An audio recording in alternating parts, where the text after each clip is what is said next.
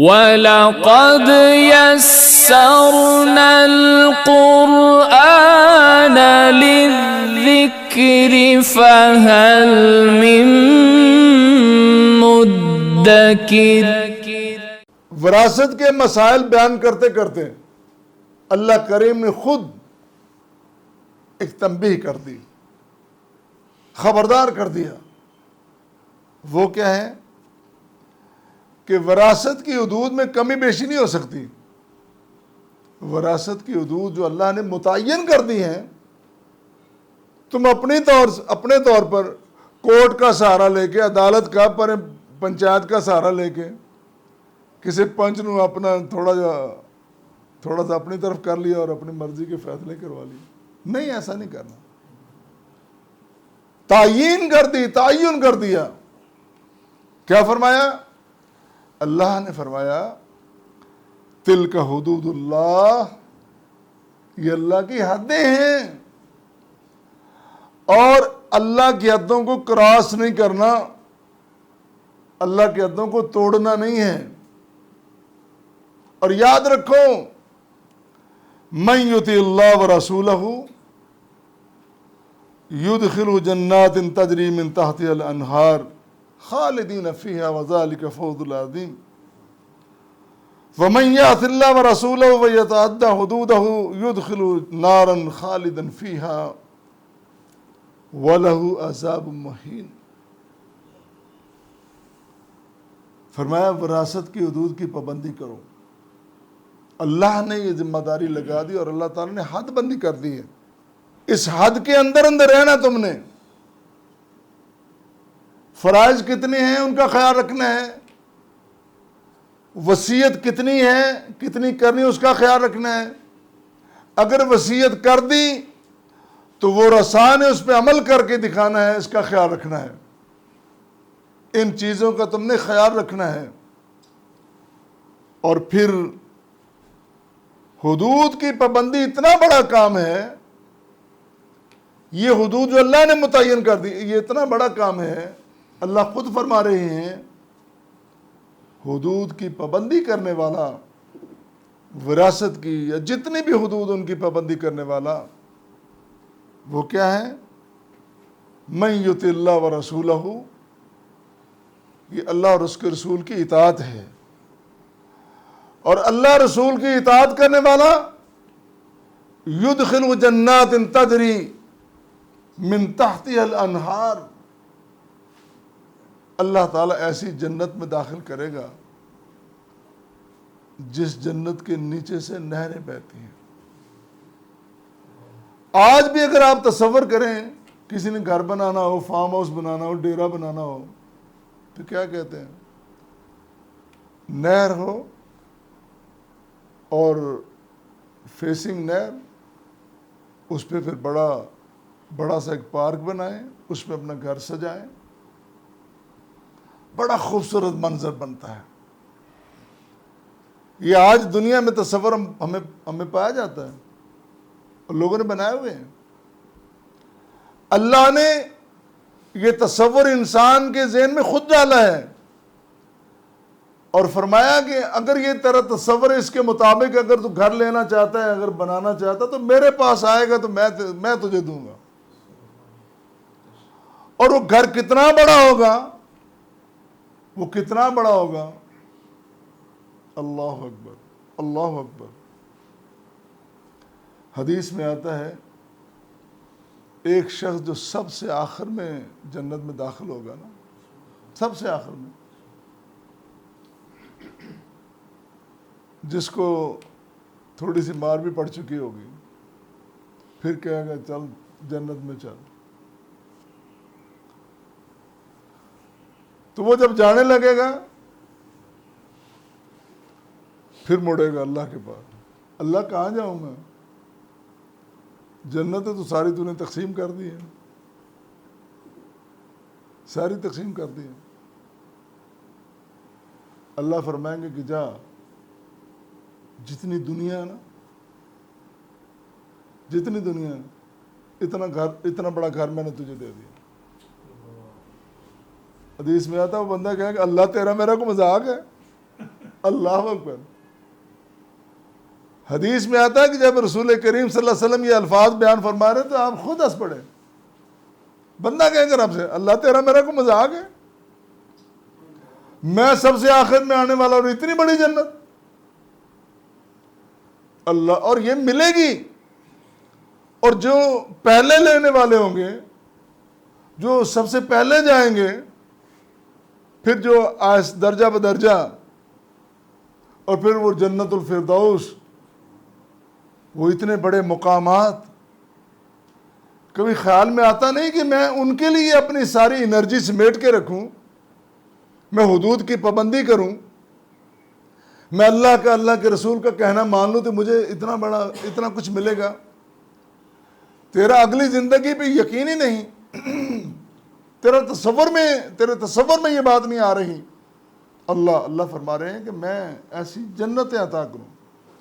ایک جنت نہیں, جنتیں, باغات.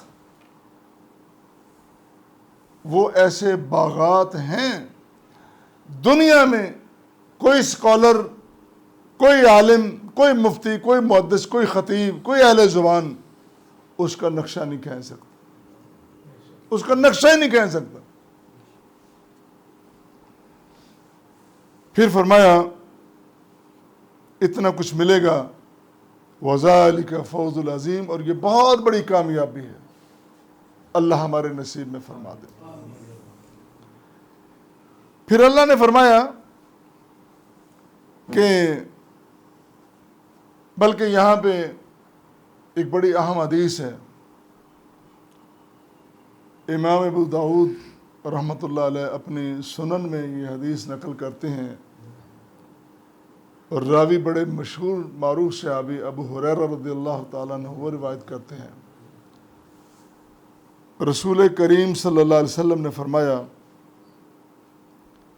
ایک مرد یا عورت, جہاں مرد کا ذکر کیا ساتھ عورت کا تذکرہ کیا, ایک مرد ہو یا عورت ہو, وہ 60 سال تک اللہ کی فرما برداری کرتے رہتے ہیں. 60 سال تک. موت آئی, موت سے پہلے انہوں نے وصیت کی, اور وصیت کے درمیان کیا ہوا کہ کمی بیشی کر بیٹھے. جو حدود اللہ نے متعین کی ہے نا, اس کی بجائے اور کر بیٹھے. اور پھر کیا ہوا, اس وجہ سے 60 سال کا عمل سارا ضائع اور جہنم کی طرف چلا گیا. اسی لیے قرآن نے کہا ہے اگر کوئی شخص تمہارے سامنے وصیت کر رہا ہے اور تم سن رہے ہو غلط کام کر رہا ہے, اس کو روکو. ان شرکائے محفل کی, شرکائے مجلس, وہ رسا کی ذمہ داری بنا دی اللہ تعالیٰ نے. موت کے عالم میں یا وہ بیماری کے عالم میں بندہ بڑا کمزور ہوتا ہے, بعض کا فیصلے غلط ہو جاتے ہیں, لیکن تم کوشش کرو کہ اس کا فیصلہ غلط نہ ہونے دو, انجام بڑا برا ہے. اللہ فرمایا اللہ تعالیٰ نے, وَمَنْ يَعْصِ اللَّهَ وَرَسُولَهُ, اس نے وصیت کرتے وقت اللہ رسول کی نافرمانی کی ہے, اور جو نافرمانی کرتا ہے وَيَتَعَدَّ حُدُودَهُ يُدْخِلُ نَارًا خَالِدًا فِيهَا, اللہ تعالیٰ سیدھا اس کو جہنم پہنچا دیں گے. خالداً فیہا, پھر ہمیشہ اس میں جلتا سڑتا رہے گا. اللہ. اسی طرح امام احمد نے اپنی مسند میں ایک روایت نقل کی, وہ بھی حضرت ابو ہریرہ رضی اللہ تعالیٰ عنہ. پچھلی روایت میں فرمایا کہ 60 سال, اور یہاں فرمایا الرجل لیعمل بعمل اہل الخیر 70 سنة, ایک آدمی 70 سال اچھے لوگوں والے کام کرتا ہے, اہل الخیر, اچھے لوگوں والے کام کرتا ہے. فَإِذَا أَوْصَى حَافَ فِي وَصِيَّتِهِ, جب اس نے وصیت کی تو وصیت میں ظلم کر بیٹھا, تو کیا ہوا, فَيُخْتَمْ لَهُ بِشَرِّ عَمَلِهِ, اس کا اختتام برے عمل پر ہوا. زندگی بھر کی نمازیں زندگی بھر کی عبادتیں، زندگی بھر کے صدقات، زکاتیں، سب کچھ اکارت ہو گیا، اس کا انجام برا ہو گیا۔ فَيُدْخَلُ النَّارِ، اس کو جہنم میں پھینک دیا جائے گا۔ اللہ اللہ۔ وَإِنَّ الرَّجُلَ لَيَعْمَلْ بِعَمَلِ أَهْلِ الْخَيْرِ 70 سَنَةً،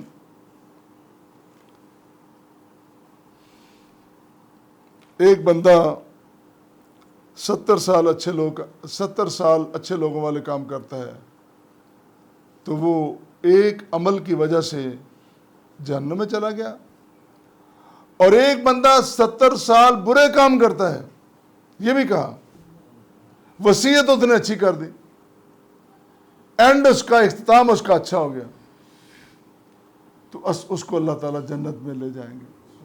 اب یہ نہیں کہ بندہ ساری عمر غلطی، چلو میں وصیت اچھی کر دوں گا تو جنت میں کیا پتا موقع بھی ملنا ہے کہ نہیں ملنا، زندگی کو کوئی پتہ ہے؟